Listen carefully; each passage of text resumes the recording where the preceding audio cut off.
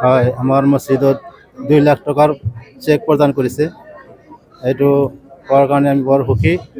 আগতে আমি ভাবিছিলোঁ প্ৰমোদ বংগ চৰকাৰ আহিলে মছজিদ ভাঙিব, আমাৰ মিয়া জাতি মুছলমান জাতি খেদিব বুলি আমি ভয় খাইছিলোঁ।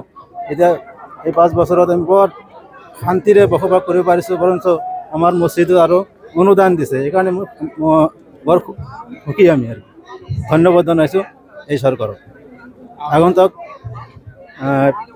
5 বছৰৰ কাৰণেও মই ভাবোঁ এই চৰকাৰ আহিবই, নিশ্চয় আহিব। আমি সকলোৱে তেওঁক আদৰি লৈছোঁ আৰু ৰঞ্জিত বসুমতাৰী ছাৰকো আমি আদৰি লৈছোঁ। বৰ সুখী হৈছোঁ, বৰ খুচি হৈছোঁ আমি ৰঞ্জিত বসুমতাৰীক আমাৰ এই বাওখুংগিৰিক কেণ্ডিডেট দিয়াৰ কাৰণে আমি সকলোৱে আনন্দিত হৈছোঁ।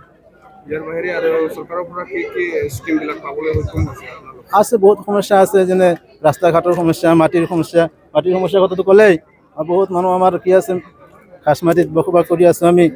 এই খাচ মাটি আমাক কিছুমানে অনলাইন কৰিলে মাটি প্ৰদান কৰিব বুলি আশ্বাস দিছে। আমি আশ্বাসিত হৈছোঁ আৰু কি আমি মই আলুৰ ভৈ গাঁৱৰ পৰা আহিছোঁ। বহুত ঘৰ আছে, 200-300 ঘৰ বনাই আছে।